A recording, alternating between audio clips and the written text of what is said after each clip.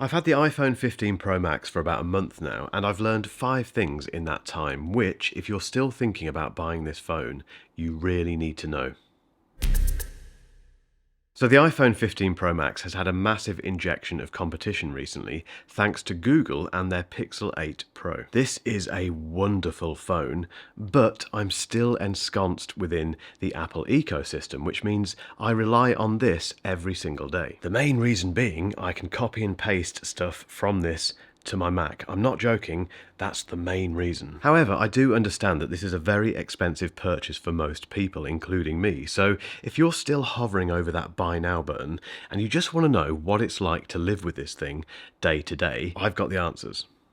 The first thing I've learned is that you do really need a case for this, which brings me on neatly to this week's sponsor, which is Moft. And Moft recently sent me this lovely package that includes a Movas vegan leather case, a stand, and a phone lanyard. And I must say, it's lovely to see a vegan leather case like this now that Apple has completely abandoned their own leather cases. And I love this white version against the natural titanium of my iPhone 15 Pro Max, and it's reassuring to know that this one will not yellow over time. And that's thanks to the Movas leather that Moft has used, which combines durability with pollution-free materials, so I'm doing my bit for the planet as well. There's also stronger magnets on all of these accessories and loads of colours to choose from. But there was something else in that package, which is this. This is the Moft tripod, and it has 3 modes. The first one is floating, which is perfect for taking video calls, but also consuming content from your favourite YouTubers. Then we have standing, which provides 0 to 90 degrees of adjustment, and is particularly useful, surprisingly,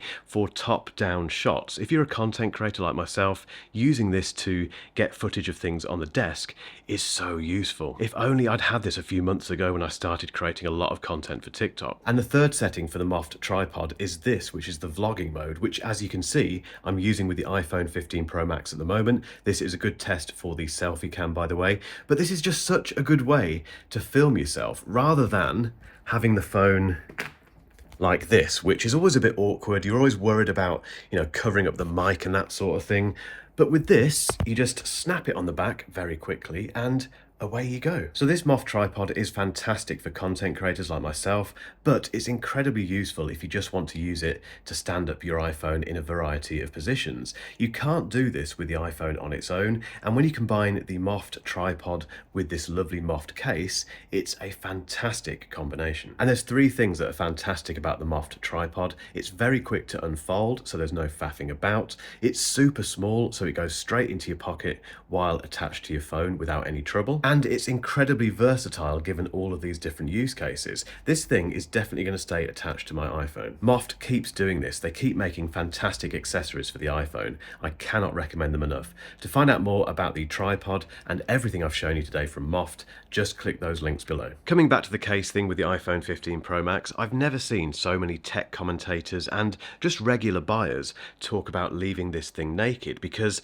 it looks so lovely. That titanium finish is beautiful. And I totally understand if you get one of these and you get it out of the box and you just look at it and you think, I want to keep it like that. There's just always been this weird dichotomy with the iPhone where you want to protect your expensive purchase because it costs a lot of money, but equally you want to make the most and enjoy the thing that, well, one of the things that makes it very expensive, which is the design, because as soon as you put a case on it, that design, all you can see of it is the tiny little bit in there. So why ruin that with a case? Well, firstly, if you go for a case like the Moft case, it still looks fantastic. And secondly, guys, if you drop it, that's a very bad day. My advice remains the same. Enjoy this for a little bit naked and then put a case on it.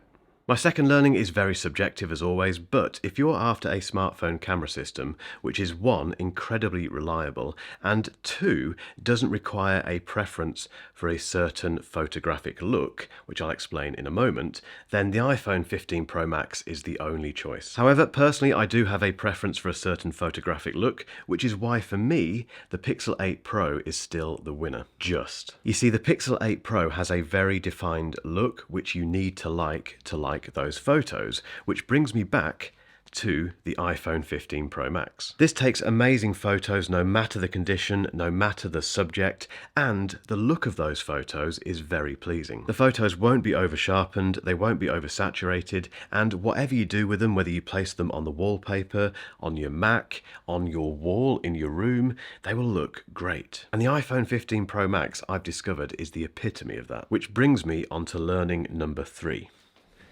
I wasn't particularly excited about the iPhone 15 Pro Max this year. I just thought it would be another iPhone, another bunch of fairly boring updates, and another camera upgrade. That was a little bit short-sighted though, because I didn't quite appreciate how big the camera upgrade is on the iPhone 15 Pro Max. And that's because on the iPhone 15 Pro Max, unlike the iPhone 15 Pro, we get a 5x optical zoom. And brilliantly, it sits in between the 3x and the 10x optical zoom on the S23 Ultra from Samsung, which is, well, 10x is very impressive if you want to take photos of things miles away. It's just very unpractical in everyday use, whereas the 5x on the iPhone 15 Pro Max is just very handy in lots of different situations. It's equivalent to 120mm on a proper camera and lens, and it just lets you get close to subjects if they're a bit too far away, and also it adds lovely compression to landscapes, to street photos, anything where you want to add a bit more drama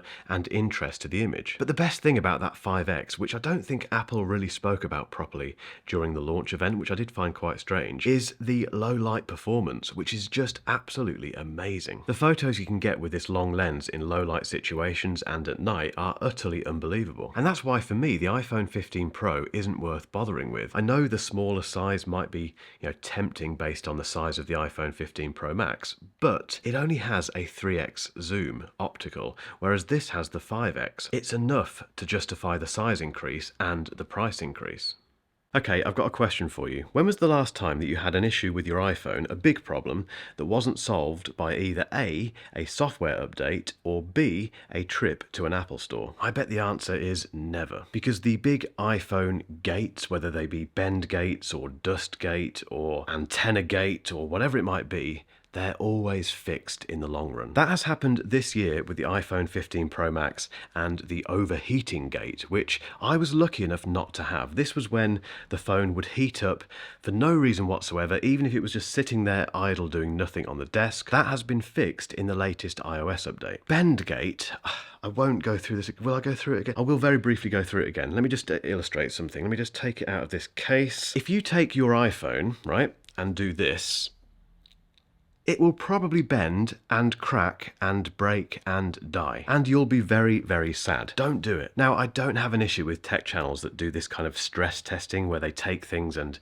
blend them or snap them or just do stuff to them that you don't do in everyday life to test the durability. I think they're doing a very important thing. It's just not for me. The problem is that once those tests get into the mainstream, they create this panic, this kind of narrative that everything is terrible about the latest iPhone, and that generally isn't the case. Yes, there'll be a portion of users who are affected, but there's also a much bigger portion of users normally who haven't been affected. Apple does need to be held to account with this stuff, and that is partly my job, yes, but in my experience, the iPhone 15 Pro Max has been bulletproof. And also, in my experience, any issues I've had with iPhones in the past have been fixed pretty quickly, and they haven't lingered.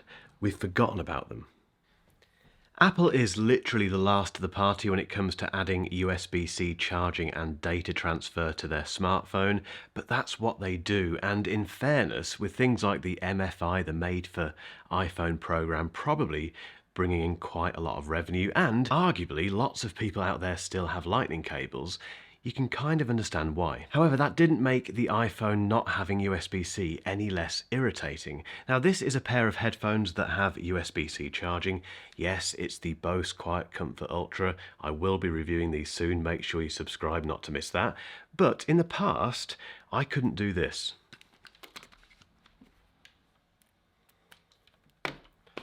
Every time I do that, it puts a smile on my face. And no, I'm not your atypical user, but I can guarantee you've got more USB-C cables at home than you think. If you've got a pair of headphones, a pair of earbuds, a charger like this for your desk, anything really that requires charging, and you've bought it over the last 3 or 4 years, it will have a USB-C cable. And yes, Apple was pushed into this partly by EU regulations and all that sort of stuff, but you can shoot incredibly high resolution video on these phones, and transferring that video via Lightning took months. And no matter what you think about Lightning, and I know I'll get some stuff down below about this because it always happens, Apple had to follow the crowd with this. They had to put USB-C onto the iPhone, and I'm very glad they did. Those are my 5 learnings about the iPhone 15 Pro Max after using it for a month. However, if you are interested in this Google Pixel 8 Pro, keep watching for my full review because there's a chance it might be for you.